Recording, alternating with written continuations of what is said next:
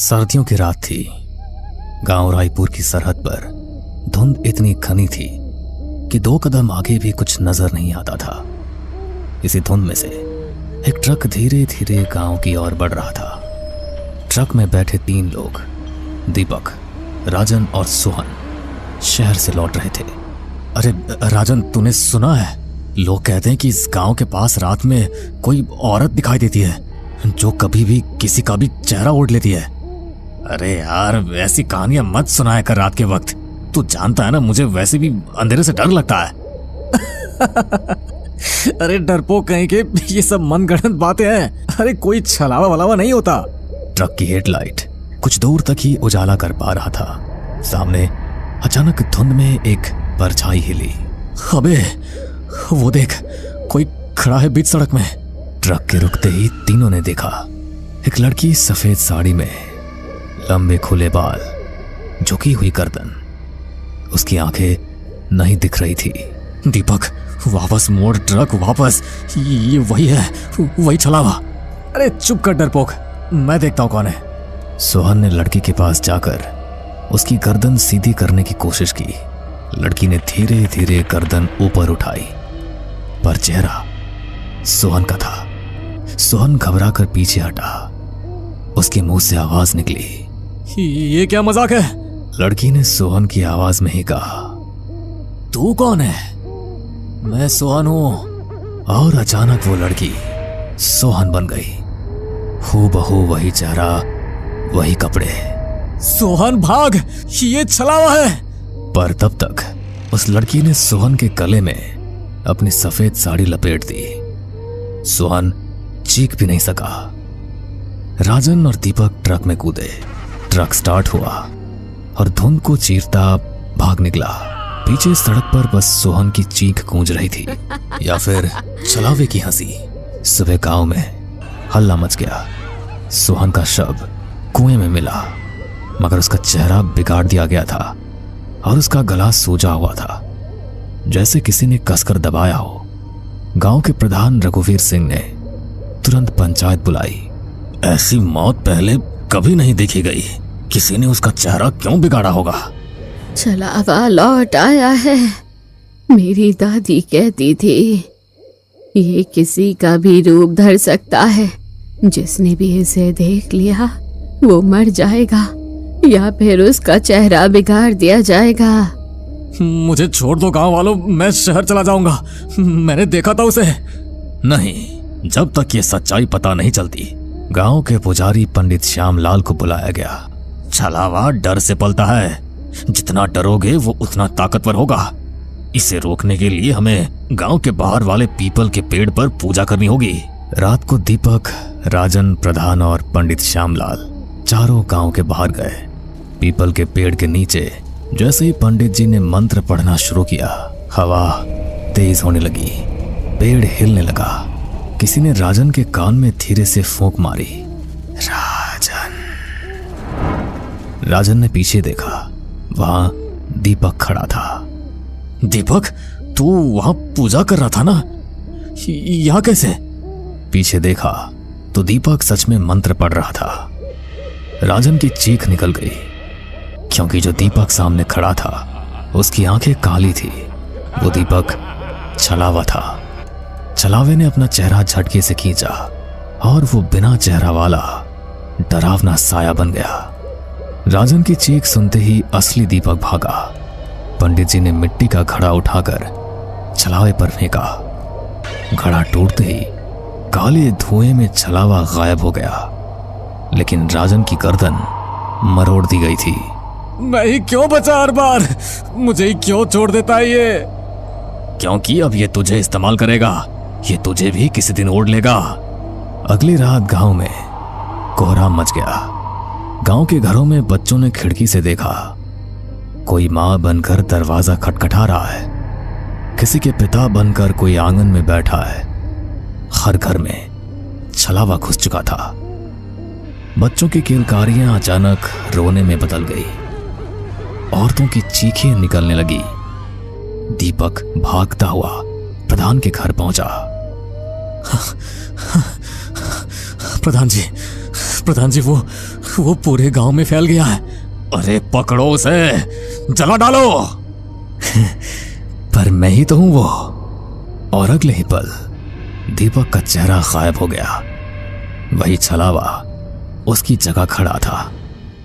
प्रधान भागा, मगर दरवाजा खुद ब खुद बंद हो गया। गांव के हर कोने से एक ही आवाज गूंज रही थी, कोई नहीं बचेगा, सब मेरा चेहरा पहनेंगे। सुबह गांव वीरान था। सड़क पर कोई नहीं, घरों के दरवाजे टूटे हुए, हर दीवार पर खून से लिखा था छलावा। कहीं किसी की हड्डियां, कहीं किसी औरत की लटकी हुई साड़ी, और बीच में पड़ा था एक चेहरा। वो किसी का भी नहीं था, पर फिर भी हर किसी का था। 3 दिन बाद पास के शहर से पुलिस आई। गांव पूरा खाली था। बस कुएं में से आवाज आती थी। कोई राजन की आवाज में रोता था, कोई दीपक की आवाज में हंसता था। पुलिस ने कुएं में झांका। कुएं में अंधेरा ही अंधेरा था। किसी ने नीचे से कहा, कूद आओ, हम सब यही है। और फिर कुएं से वही छलावे की आवाज आई, तू भी अब मैं हूं। गांव रायपुर के वीरान हो जाने के बाद पुलिस की टीम लौट गई थी, लेकिन उनके लौटने के बाद भी कुएं से आती आवाजें नहीं थमी थी। शहर में बैठी नेहा, 28 वर्ष, पत्रकार, इस गांव के बारे में सुन चुकी थी। उसका भाई दीपक उसी गांव में ट्रक ड्राइवर था, जिसकी कोई खबर नहीं थी। सर, मुझे वहाँ जाना होगा। मेरा भाई लापता है, मैं रोक नहीं सकती। नेहा, वो गांव शापित है, प्लीज मत जाओ। तुम शहर में ही रहकर रिपोर्ट बनाओ। मैं रिपोर्ट नहीं बना रही, मैं अपने भाई को ढूंढ रही हूँ। मुझे मंजूरी चाहिए। फोन कट गया। नेहा ने अपनी बाइक उठाई और रायपुर की ओर निकल पड़ी। जैसे ही नेहा गांव के बाहर पहुंची, उसे हर ओर अजीब सा सन्नाटा लगा। हवा में गंध थी, जैसे किसी ने जानवर जलाए हो। नेहा ने अपनी बाइक गांव के प्रवेश द्वार पर रोकी। सामने टूटी हुई चौपाल, खून के धब्बे, और दीवारों पर अभी भी छलावा लिखा था। उसने कैमरा ऑन किया और रिकॉर्डिंग चालू की। मैं रायपुर गांव में हूँ, जहाँ कुछ दिन पहले सामूहिक हत्याएं हुई। मैं यहाँ अपने भाई दीपक की तलाश में आई हूँ।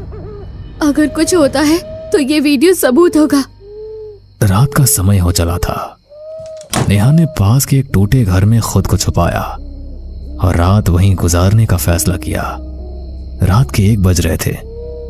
नेहा की नींद खुली क्योंकि दरवाजे पर दस्तक हुई। कौन है? नेहा, मैं हूं, दरवाजा खोलो। नेहा का दिल धड़कने लगा। उसने जल्दी से दरवाजा खोला। बाहर दीपक खड़ा था। उसके कपड़े फटे हुए थे, चेहरा धूल से भरा, लेकिन मुस्कुरा रहा था। दीपक, तू जिंदा है? हाँ बहन, मैं जिंदा हूं। नेहा ने दीपक को गले लगाया, पर उसकी सांसें ठंडी लग रही थी। दीपक, तेरी सांसें इतनी ठंडी क्यों है? दीपक का चेहरा हंसी में बदल गया, पर उसकी आंखें काली पड़ गई। अचानक उसकी गर्दन मुड़ गई और उसने वही आवाज निकाली, सबका चेहरा मेरा है। नेहा चीखी और कमरे के कोने में भागकर छुप गई। दीपक धीरे धीरे बदल गया। उसका चेहरा भयानक हो गया और उसके चेहरे पर काले गड्ढे आ गए थे। नेहा ने कैमरा उठाया और भागकर बाहर निकली। गांव के हर घर में से आवाजें आ रही थी। कोई रो रहा था, कोई हंस रहा था, तो कोई गा रहा था। नेहा भागते भागते कुएं तक पहुंची, जहां से आवाज आ रही थी, नेहा, मैं यहां हूं, बचा ले। नेहा ने कुएं में झांका। नीचे पानी काला था, उसमें दीपक का चेहरा दिख रहा था। दीपक, मैं तुझे निकालूंगी, रुक। जैसे उसने रस्सी फेंकने के लिए झुककर हाथ बढ़ाया, कुएं से एक काली हथेली बाहर आई और उसकी कलाई पकड़ ली। छोड़ो मुझे, कौन हो तुम? कुएं से वही आवाज आई, छलावा। नेहा ने जोर लगाकर हाथ छुड़ाया और भाग खड़ी हुई। नेहा गांव के मंदिर की ओर भागी। वहां एक बूढ़ा आदमी बैठा था। उसकी आंखें सफेद थी। वही पंडित श्यामलाल। अरे आ गई तू, तेरी ही प्रतीक्षा थी। छलावे ने तुझे बुलाया है। मुझे नहीं आना था, मैं बस अपने भाई को लेने आई थी। तेरा भाई मर चुका है, अब वो नहीं, उसका चेहरा है जिसे छलावा ओढ़ चुका है। मैं क्या करूं, कैसे बचाऊं इसे? छलावा डर से पलता है, तू डरना छोड़ दे। पर क्या? पर तुझ में साहस नहीं है, छलावा तुझे भी ले जाएगा। अचानक पंडित की आंखें काली हो गई और उसकी गर्दन पीछे की ओर मुड़ गई। उसकी जीभ बाहर निकल आई और उसने वही आवाज निकाली, सब मेरा चेहरा पहनेंगे। नेहा चीखती हुई भागी। मंदिर के दरवाजे अपने आप बंद हो गए। नेहा गांव के बीच बने स्कूल में जा छुपी। वहां उसे एक पुरानी किताब मिली जिस पर लिखा था, छलावा एक शापित आत्मा है जो अपने शरीर को पाने के लिए चेहरों को चुराता है। जब तक उसे सच्चा चेहरा नहीं मिलता वो भटकता रहेगा। नेहा ने कैमरे में रिकॉर्ड किया। मुझे लगता है ये छलावा किसी खास चेहरे की तलाश में है। मुझे समझना होगा कि उसका सच्चा चेहरा कौन है। अचानक दरवाजा खुद खुल गया। वहां दीपक खड़ा था। नेहा, मैं असली दीपक हूं। नहीं, तू छलावा है। नहीं नेहा, मैं सच में बचकर भाग आया हूं, मुझे बचा ले। नेहा ने देखा दीपक के पैर जमीन पर नहीं थे, वो हवा में तैर रहा था। दीपक की आवाज गूंजी, क्योंकि अब मैं भी छलावा हूं। नेहा स्कूल से भागी। उसे समझ आ चुका था कि गांव में कोई भी असली नहीं बचा। जैसे ही वो गांव की सीमा पर पहुंची, धुंध और गहरी हो गई। सामने से कोई आ रहा था। वो उसकी मां का चेहरा था। नेहा, तू भाग क्यों रही है? मेरी मां मर चुकी है, तो छलावा है। पर मैं तेरे भीतर हूं। अचानक वो चेहरा बदलने लगा। उसमें दीपक का चेहरा आया, पंडित का चेहरा आया, राजन का चेहरा आया, सोहन का चेहरा आया और फिर नेहा की मां की आवाज ने बोला, मुझे मेरा असली चेहरा दे दे नेहा। नेहा के हाथ में कैमरा अब भी ऑन था। वो गिर पड़ी। छलावा ने धीरे धीरे उसका चेहरा छुआ। तेरा ही चेहरा मेरा असली चेहरा है नेहा। नेहा की आंखों में चमक आई। उसे अपने बचपन की बातें याद आने लगी, लेकिन वो याद नहीं थी, यह किसी और की स्मृति थी। तभी छलावे ने कहा, मैं तेरा पिता हूं नेहा, मुझे याद कर। नेहा का दिमाग झंझना गया। उसकी सांस तेज होने लगी। नहीं, तू मेरा पिता नहीं हो सकता। छलावे ने नेहा के चेहरे को छुआ और उसमें समा गया। नेहा की आंखें काली पड़ गई और उसके मुंह से आवाज आई, अब मुझे मेरा असली चेहरा मिल गया, अब मैं आजाद हूं। गांव में हवा चलनी बंद हो गई। पेड़ रुक गए। आवाजें खामोश हो गई। नेहा उठी। उसकी आंखों में अजीब सी शांति थी। उसने कैमरा उठाया। उसकी स्क्रीन पर सिर्फ उसका चेहरा दिख रहा था, जो अब बिल्कुल खाली था। नेहा, जो अब छलावा बन चुकी थी, बाइक पर बैठी और शहर की ओर लौट गई। छलावा कोई शापित आत्मा नहीं था। यह नेहा के पिता की आत्मा थी, जो नेहा को बचपन में छोड़कर मर गया था। उसकी आत्मा एक चेहरा ढूंढ रही थी जिसके साथ वो दुनिया में वापस आ सके। वो चेहरा नेहा का था। अब छलावा ने नेहा का रूप ले लिया है और शहर की ओर लौट रहा है ताकि शहर में भी वही शुरू कर सके जो रायपुर में किया। नीलू एक घने जंगल में डरी सहमी अपने चारों तरफ देख रही थी। तभी उसे महसूस होता है कि उसके पीछे किसी का छलावा है। जैसे ही नीलू पीछे पलटती है, उसको अपने पीछे घने जंगल के सिवा अगर कुछ दिखता है तो वो थी किसी की पीली आंखें। 2 बड़ी बड़ी पीली आंखें सिर्फ और सिर्फ नीलू को ही निहार रही थी। नीलू की नजर भी उन आंखों पर टिक जाती है। तभी नीलू के कान में किसी के चिल्लाने की आवाज आती है। उस चिल्लाती हुई आवाज को सुनकर नीलू की चीख निकल जाती है।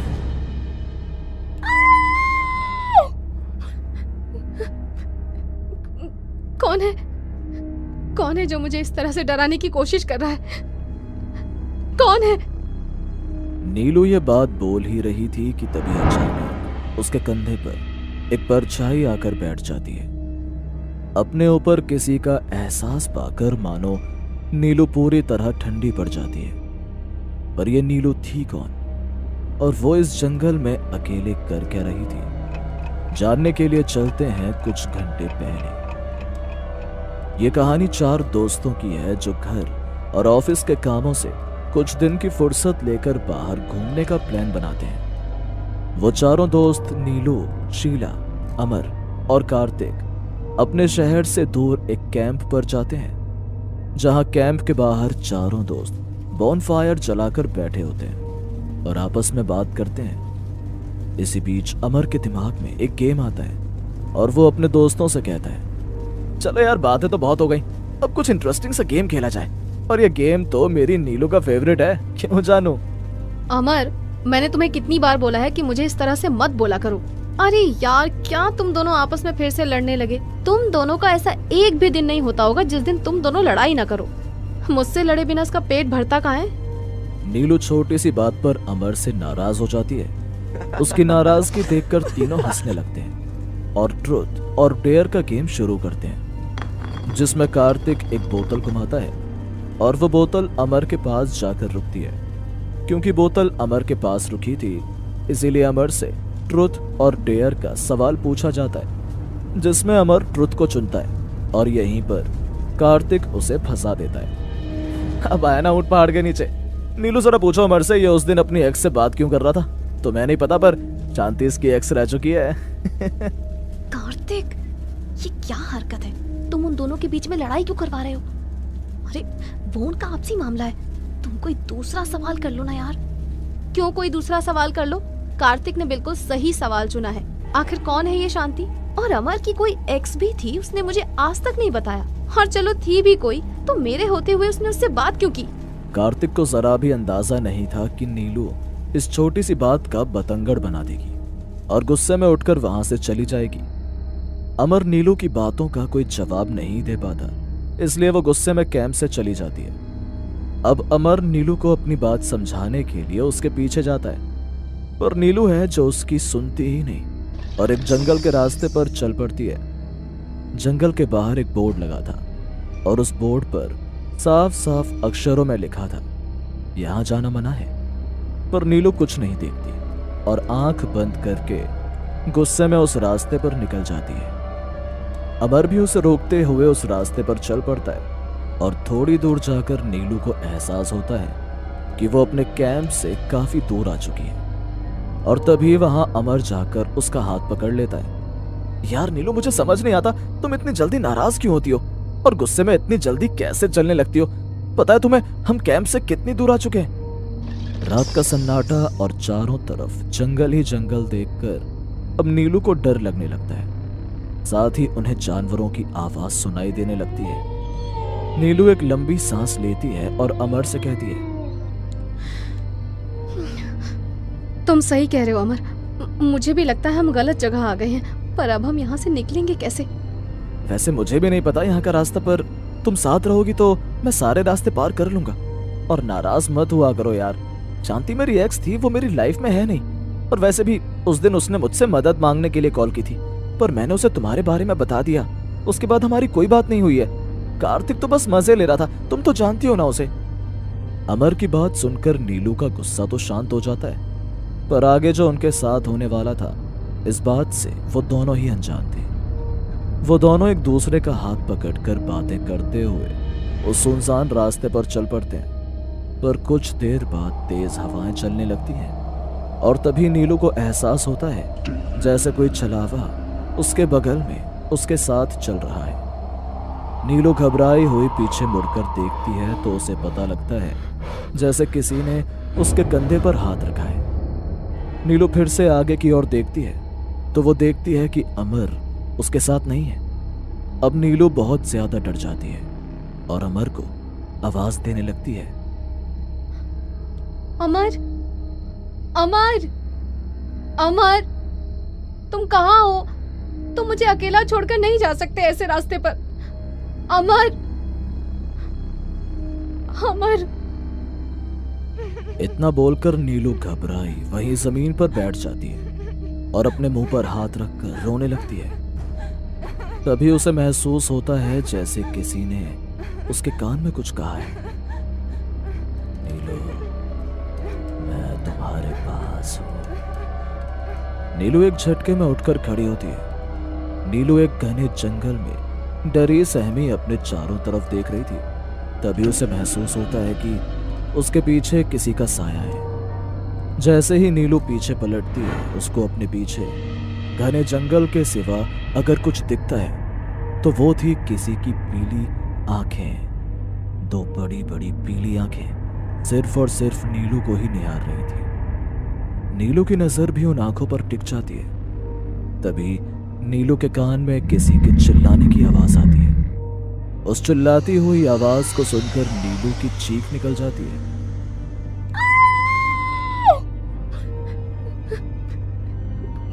कौन है? कौन है जो मुझे इस तरह से डराने की कोशिश कर रहा है? कौन है? नीलू ये बात बोल ही रही थी कि तभी अचानक उसके कंधे पर एक परछाई आकर बैठ जाती है। अपने ऊपर किसी का एहसास पाकर मानो नीलू पूरी तरह ठंडी पड़ जाती है। नीलू को अब वहां कुछ भी सही नहीं लग रहा था, इसीलिए वो खुद की जान बचाने के लिए वहां से भागने लगती है। तभी एक हाथ उसका हाथ पकड़ लेता है और जब नीलू पीछे मुड़कर देखती है तो वो देखती है कि ये अमर है। अमर को देख नीलू उसे गले से लगा लेती है और उससे कहती है, हाँ अमर, अमर तुम कहाँ चले गए थे? मुझे इस सुनसान रास्ते पर छोड़कर तुम कहाँ चले गए थे आखिर? तुम्हें पता है मैं कितना डर गई थी। नीलू क्या हुआ तुम्हें? ये तुम कैसी बहकी बातें कर रही हो? मैं कब से तुम्हारे साथ ही तो हूँ। देखो हमने आधा रास्ता भी पार कर लिया है, पर मुझे समझ नहीं आ रहा था कि तुम पूरे रास्ते इस तरह से शांत मेरे साथ क्यों चल रही हो और अचानक से मेरा हाथ छुड़ाकर क्यों भागने लगी। अमर की बातें सुनकर नीलू इधर उधर देखने लगती है तो वो सच में उस जगह से काफी आगे आ चुकी थी जहां उसके साथ ये हादसा हुआ था। पर उसे समझ नहीं आ रहा था कि अमर उसके साथ था तो ये सब उसके साथ कब हुआ, और ना ही नीलू अमर को कुछ समझा पा रही थी। तभी नीलू और अमर को एक छलावा नजर आता है। वो छलावा बहुत ही भयंकर था। अमर, अमर ये तो वही छलावा है जिसके बारे में मैं अभी तुम्हें बता रही थी। मैंने तुम्हें बताया था ना, तुम मुझे अकेले छोड़कर चले गए थे। इसका मतलब वो मेरा वहम नहीं था। नीलू शांत हो जाओ, क्या पता ये हमारा वहम हो। हमें डरना नहीं चाहिए और आगे चलना चाहिए। अमर तुम पागल हो गए हो क्या? वो हमारा वहम नहीं, कोई भूतिया शक्ति है। हमें यहाँ से भागना होगा। नीलू अमर को समझाने की काफी कोशिश करती है पर अमर नहीं मानता और वो नीलू का हाथ पकड़कर उस छलावे के सामने ले जाता है। कुछ और तभी वो छलावा उन्हें साफ साफ नजर आता है कि वो कोई साया नहीं बल्कि किसी की आत्मा थी जो काफी भयंकर थी। अपने सामने एक आत्मा को देख नीलू और अमर वहां से भागने लगते हैं, पर वो दोनों बार बार उसी जगह पर आ जाते हैं जहां से वो भागने की कोशिश कर रहे थे। उनके सामने वही आत्मा आ जाती है। एक बार फिर नीलू और अमर हाथ पकड़कर दूसरी दिशा की ओर भागने लगते हैं, पर एक पत्थर से टकराने की वजह से नीलू और अमर एक दूसरे से अलग हो जाते हैं और उन दोनों के रास्ते भी। अब नीलू अमर को ढूंढने की कोशिश करती है पर उसे अमर नहीं मिलता, तो वहीं दूसरी ओर अमर नीलू को ढूंढने की कोशिश करता है और उसे भी नीलू नहीं मिलती। काफी दूर जाने के बाद अमर को नीलू नजर आती है और वो उसे देखकर जल्दी से गले लगा लेता है। तुम सही थी नीलू, मुझे तो लगा था कि मैंने तुम्हें खो ही दिया है, हमें यहां से जल्दी बाहर निकलना होगा। इतना बोलकर अमर नीलू का हाथ पकड़कर उसे चलने को कहता है, पर नीलू जोर जोर से हंसने लगती है और पल भर में ही नीलू एक आत्मा का रूप ले लेती है। उस आत्मा को अपने सामने देखकर अमर नीचे जमीन पर गिर जाता है, पर अमर हिम्मत करके एक बार फिर से उठ खड़ा होता है और भागने लगता है और एक बार फिर वो नीलू से टकराता है, पर इस बार ना तो वो नीलू के गले लगता है और ना ही नीलू अमर के गले लगती है और वो दोनों एक दूसरे को ही देखकर डरने लगते हैं और एक दूसरे से आगे भागने की कोशिश करते हैं। इसी बीच एक तेज गाड़ी की रोशनी उन दोनों की आंखों पर आती है और वो दोनों वहीं पर बेहोश हो जाते हैं। कुछ देर बाद जब नीलू और अमर की आंखें खुलती हैं तो वो दोनों खुद को अपने उसी कैंप में पाते हैं जहां से वो दोनों उठकर गए थे और उनके सामने शीला और कार्तिक होते हैं। तुम दोनों ठीक तो हो ना? और तुम दोनों जंगल में क्या कर रहे थे? रेस लगा रहे थे कि कौन पहले कैंप तक पहुंचेगा? जो भी हो, पर तुम दोनों को जंगल में जाने की जरूरत ही क्या थी? बाहर इतना बड़ा बोर्ड लगा है, तुमने देखा नहीं? वो तो अच्छा है कि मुझे नीलू का मोबाइल फोन उस जंगल के बाहर मिला। फिर मैंने और शीला ने फैसला किया कि तुम दोनों को हम उस जंगल में जाकर ढूंढेंगे। शीला और कार्तिक उनसे कल रात के बारे में पूछते हैं, पर वो दोनों कुछ नहीं बताते, मानो जैसे डर के मारे उनकी आवाज उनके हलक में बैठ गई हो। ठंडे मौसम में भी उन दोनों के माथे से सिर्फ पसीना बह रहा था और वो दोनों एक दूसरे की तरफ शक भरी नजरों से देख रहे थे। अमर और नीलू अपने कैंप में तो आ चुके थे, पर वो दोनों कल रात का हादसा नहीं भूल पाए। उनके साथ जो छलावा हुआ था, उस छलावे के बाद उन्हें अब भी विश्वास नहीं होता कि वो सुरक्षित हैं। इसके बाद वो दोनों बिना कोई देरी करे अपने दोस्तों के साथ वापस अपने घर चले जाते हैं और फिर कभी ऐसा टूर प्लान नहीं करते। दुनिया में लोगों का सामना बहुत बार किसी न किसी तरह के छलावों से होने के अनगिनत किस्से सबके सामने आते रहते हैं, जिनमें से एक अनकहा किस्सा आज हमने आपको बताया। किसी छलावे का सामना अगर कभी आपसे भी हुआ हो तो हमें वो किस्सा जरूर बताएं। हमें पूरा यकीन है दोस्तों कि आप लोगों को ये कहानी जरूर पसंद आई होगी। अगर आपके साथ भी कुछ ऐसे अनकहे किस्से हो चुके हैं तो प्लीज हमारे साथ शेयर करें, हम जरूर अपने चैनल पर उनको दिखाएंगे। हमारी ईमेल आईडी नीचे डिस्क्रिप्शन बॉक्स में दी गई है, तो प्लीज हमारे वीडियो और चैनल को शेयर एंड सब्सक्राइब करें और बने रहे हमारे साथ ऐसे ही अनकहे किस्से और कहानियां सुनने के लिए।